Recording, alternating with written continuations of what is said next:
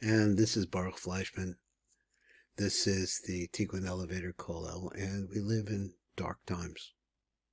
Even though the sun comes up every day, but the hand of Hashem is getting very heavy. His left hand, so to speak, the hand of war, of difficulty, and of fear. So we come over here to Psalm number 34. So he says like this: to truly appreciate this psalm, we must beware of the events which inspired it. In the Midrash, there's a Midrash that the Midrash is a book of stories. Shocher Tov provides the essential background. Now, in Koheles, it says, he made everything beautiful in its proper time. David said to the Holy One, blessed be he, all that you created, all is beautiful, and wisdom is the most beautiful of all. However, I fail to appreciate the value of madness.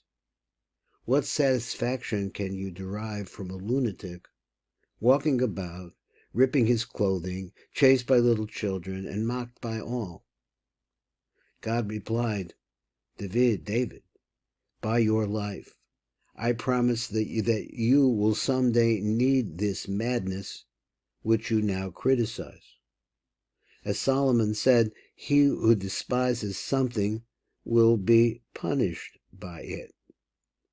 Furthermore, David, I promise that you will even pray that I give this madness to you. Now, let's see, I skipped a little bit. So, again, God replied, David, by your life I promise that you will someday need this madness which you now criticize. As Solomon said, he who despises something will be punished by it. That's in Proverbs. Furthermore, David, I promise you that you will even pray that I give the madness to you. A short time later, David, forced to escape from the wrath of Saul, King Shaul, fled to the land of the Philistines, Pelishtoi, also today known as Palestinians, in Gaza, with nothing but the sword of Goliath, whom he had killed, which he took from the giant after slaying him. Goliath's brothers were the bodyguards of Achish. Achish was the king of the Philistines, the city of Gath. They recognized David and the sword of their recently slain brother. They asked the king for permission to avenge Goliath, that is Goliath, by killing David. After some hesitation, the king agreed. Upon hearing this, David prayed for help. What do you wish? God said. Please give me a measure of that madness which I once criticized. David assumed the role of a madman, acting strangely. He wrote in the city gates, King Achish owes me 100 myriad coins and his wife owes me 50. The mother and daughter of Achish, they also started going mad. They shouted and raved insanely inside the palace, and David ranted outside. Exasperated, Achish, the king, drove David away, saying, Am I lacking in mad people, that you bring this fellow to rave in my presence? Then David composed this song in gratitude for his madness. Now, the way that this is presented as an introduction really still begs the question of what is he talking about? Madness. Why focus on madness? Madness is insanity. So, let's see what the Psalm says.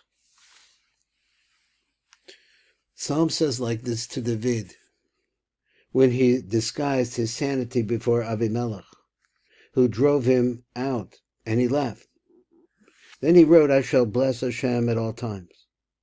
Always shall his praise be in my mouth. In Hashem does my soul glory.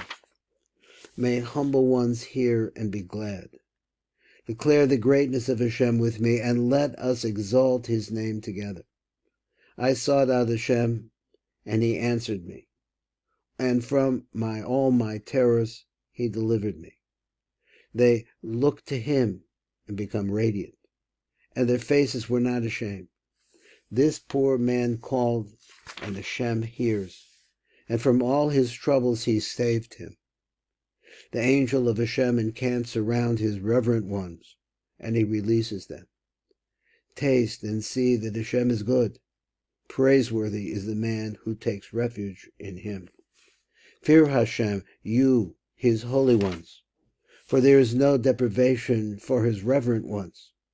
Young lions may want and hunger, but those who seek Hashem will not lack any good. Go, O sons, heed me. The fear of Hashem will I teach you. Which man desires life, who loves days of seeing good? Guard your tongue from evil, and your lips from speaking deceitfully. Turn from evil and do good, and seek peace and pursue it.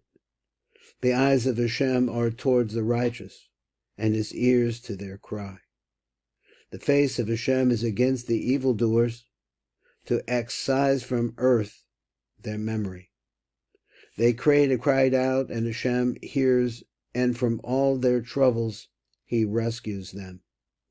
Hashem is close to the brokenhearted, and those crushed in spirit.